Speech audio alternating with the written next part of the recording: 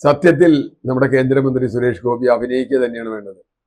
സിനിമയിലാവുമ്പോൾ നമുക്കത് അഭിനയാന്ന് മനസ്സിലാവും, രാഷ്ട്രീയത്തിൽ അത്ര പെട്ടെന്ന് അത് മനസ്സിലാവില്ല. പക്ഷെ അദ്ദേഹം രണ്ടിലും ചെയ്തിരുന്ന അഭിനയം തന്നെയാണ് നമുക്കിപ്പോൾ മനസ്സിലായിട്ടുണ്ട്. തൃശ്ശൂരിൽ അടുത്ത കാലത്ത് പോയപ്പോൾ അവിടുത്തെ BJP നേതാക്കന്മാർ തലയിൽ കൈവച്ചുകൊണ്ടിരിക്കുക ഇയാളെ തെരഞ്ഞെടുത്ത് വിട്ടതിന്. കാരണം അവർക്ക് അത്രയ്ക്കും വിഷമമുണ്ട് ഇയാൾ ജയിച്ചു പോയതിൽ. BJPക്ക് കേരളത്തിൽ നിന്നൊരു MP ഉണ്ടായി എന്നൊക്കെ അഭിമാനത്തിനേക്കാൾ കൂടുതലാണ്. കാരണം അയാൾ ആര് പറഞ്ഞാലും കേൾക്കില്ല. അയാളുടെ ഭാവം, പത്രക്കാരോടുള്ള ഭാവം, ജനങ്ങളോടുള്ള ഭാവം ഒക്കെ തന്നെ നമ്മുടെ ജനാധിപത്യ സിനിമയിൽ മുഖ്യമന്ത്രിയായ മാതിരിയുള്ള ഒരു പെരുമാറ്റമാണ് അയാൾ ചെയ്യുന്നത്. നേരിന് വേണ്ടിയോ നെറുക്ക് വേണ്ടിയോ അല്ല, അതിലങ്ങനെയാണ് ചെയ്യുന്നതെങ്കിൽ ഇവിടെ അങ്ങനെയല്ല. ധിക്കാരം കൊണ്ടാണ്, ധാർഷ്ട്യം കൊണ്ടാണ്.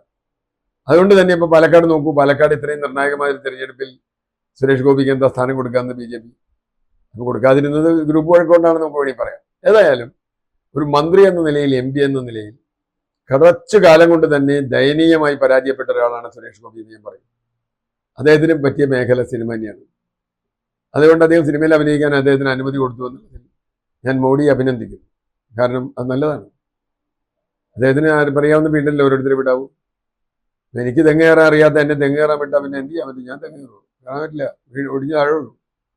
ഒരു മന്ത്രി എന്ന നിലയിൽ ഇത്ര പരാജയപ്പെട്ട ഒരാളെ, ഒരു കൃത്യമായൊരു മറുപടിയും ഒരു കാര്യത്തിന് പറയാതിരിക്കുകയും ഒക്കെ ചെയ്യുന്ന ഒരാളെ, ജനങ്ങളോട് സംവദിക്കാൻ കഴിയാത്ത ഒരാളെ, തൻ്റെ താരപ്രഭ കൊണ്ടും ചില ഗിമ്മിക്ക് കൊണ്ടും മാത്രം ഒരു തെരഞ്ഞെടുപ്പ് ജയിച്ച ഒരാളെ അധികകാലം വച്ചുകൊണ്ടിരുന്നാൽ BJPക്ക് മുതലാവും തോന്നുന്നില്ല.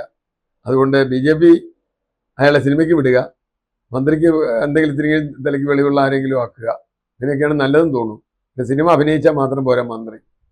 മന്ത്രി അഭിനയത്തിൽ നിന്നും മാറി മന്ത്രി ജീവിക്കണം, ജനങ്ങളുടെ യഥാർത്ഥ ജീവിതം കാണണം. ആ ജീവിതം കാണാൻ ഇന്നുള്ള സെൻസും സെൻസിറ്റിവിറ്റിയും പോരാ. മമ്മൂട്ടിയുടെ ഭാഷ കടമെടുത്ത് പറഞ്ഞ. അതുകൊണ്ട് അദ്ദേഹം സിനിമയിലേക്ക് തിരിച്ചു പോയി താടി വളർത്താതിരിക്കുകയെ ഏതാ കിട്ടുന്ന വേഷം എന്ന് വെച്ചാൽ അദ്ദേഹം അഭിനയിക്കട്ടെ.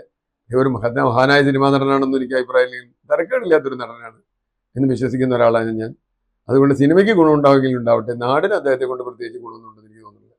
സുരേഷ് ഗോപി വളരെ വളരെ വളരെ മോശപ്പെട്ട ഒരു രാഷ്ട്രീയ നേതാവാണ് എന്ന് ഇപ്പം ഞാൻ പറയണ്ട. തൃശ്ശൂരിൽ അദ്ദേഹത്തെ ജയിപ്പിക്കാൻ വേണ്ടി ശ്രമിച്ച BJP തൃശ്ശൂരിലെ നേതാക്കന്മാരോട് ചോദിച്ചാൽ മതി. അവർ പോലും അദ്ദേഹത്തെ അടുപ്പിക്കുന്നില്ല, അദ്ദേഹം അവരെ അടുപ്പിക്കുന്നില്ല. അദ്ദേഹത്തിൻ്റെതായ ഒരു സ്റ്റൈലിൽ പോവുകയാണ്. ആ സ്റ്റൈല് രാഷ്ട്രീയത്തിന് യോജിച്ചതല്ല, സിനിമയ്ക്ക് പറ്റും. അതുകൊണ്ട് സിനിമാക്കാരൻ സിനിമയിൽ അഭിനയിക്കുക, രാഷ്ട്രീയക്കാരൻ രാഷ്ട്രീയത്തിലാവുക.